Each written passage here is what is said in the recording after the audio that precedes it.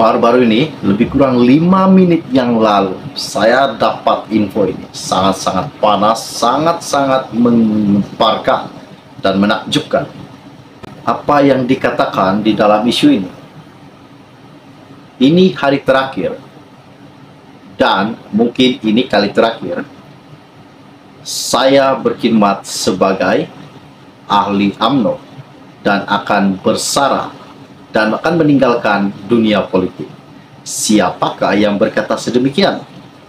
Pasti ramai yang telah tahu, dan seperti mana juga yang saya telah kongsikan di dalam channel saya, bahwa Ismail Sabri ada mengatakan sesuatu bahwa kemungkinan besar ia akan meninggalkan dunia politik hari ini.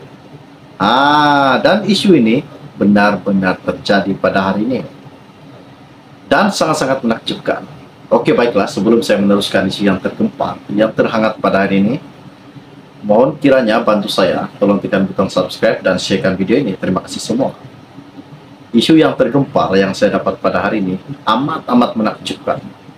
Datuk Sri Ismail Sabri Yaakob mengumumkan beliau sedia berundur daripada arena politik arus perdana dengan perancangan awal untuk berehat sebelum ini sepatutnya selepas berakhir penggal pilihan raya umum ke-14.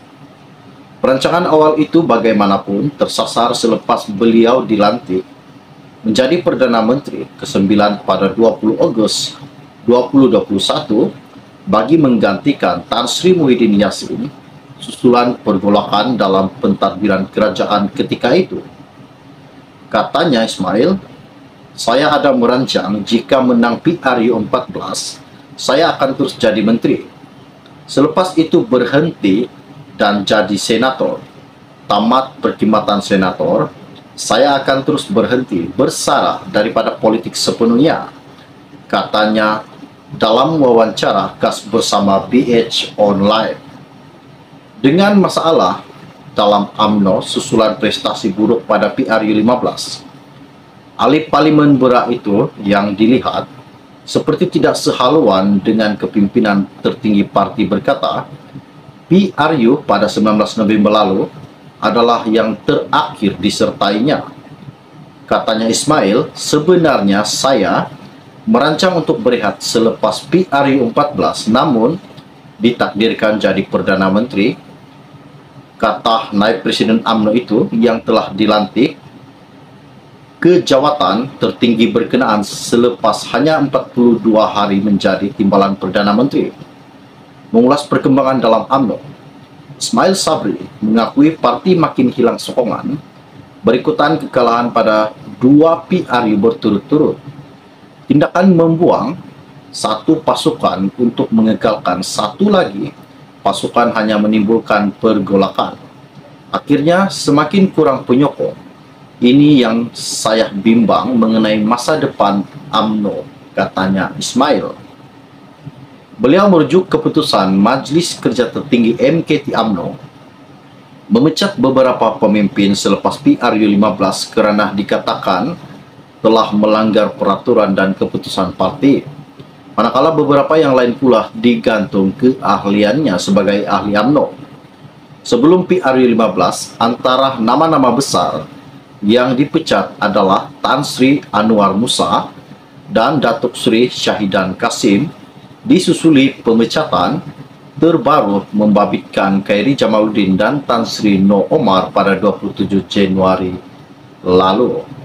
Bekas naib Presiden UMNO, Datuk Sri Syamsuddin Husin dan naib Ketua Pemuda Syaril Sufian Hamdan pula antara yang digantung keahlian selama 6 tahun. Khairi dan Noh antara yang lantang mengkritik kepimpinan Presiden Datuk Sri Dr. Ahmad Zahid Hamidi dan keputusan Perhimpunan Agung UMNO 2022 pertengahan Januari lalu yang meluluskan usul tiada pertandingan 2 jawatan tertinggi parti. Mengenai hasil PAU 2022, Ismail Sabri juga berkata, beliau menghormati keputusan majoriti perwakilan perhimpunan berkenaan yang diundi bersetuju meluluskan usul 2 jawatan tertinggi parti itu dipertandingkan. Katanya, setakat ini saya hormat keputusan PAU kecuali ROS pendaftar pertumbuhan buat keputusan sebaliknya. Kalau ROS buat keputusan lain, kita akan putuskan bila masanya tiba, katanya Ismail Sabri. Kata ahli Parlimen Berak itu juga, beliau difahamkan ROS sudah menjawab surat aduan yang dibuat dua pengadu terbabit dan sedang menjalankan siasatan. Ditanyanya, sama ada beliau mengintai jawatan presiden atau timbalan presiden UMNO. Jika ia dipertandingkan, Ismail Sabri menegaskan beliau tidak pernah menyebut sepatah dua patah perkataan pun atau menunjukkan minat merebut mana-mana jawatan berkenaan. Apa yang dikatakan Ismail, kalau nak berlawan, tidak boleh ramai-ramai. Satu jawatan direbut sampai 3-4 orang, katanya. Ini tiada makna, hanya menyebabkan UMNO berpecah. Jadi saya kata, kena tengok dahulu keputusan parti. Ada pertandingan atau tiada, sebelum usul tiada pertandingan diluluskan, katanya.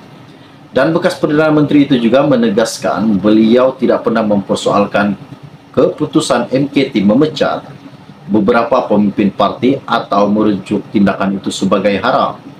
Namun, katanya Ismail, cuma saya pertikai prosesnya kerana tidak mengikut prosedur dan peruntukan perundangan dalam perlembagaan parti, katanya Ismail.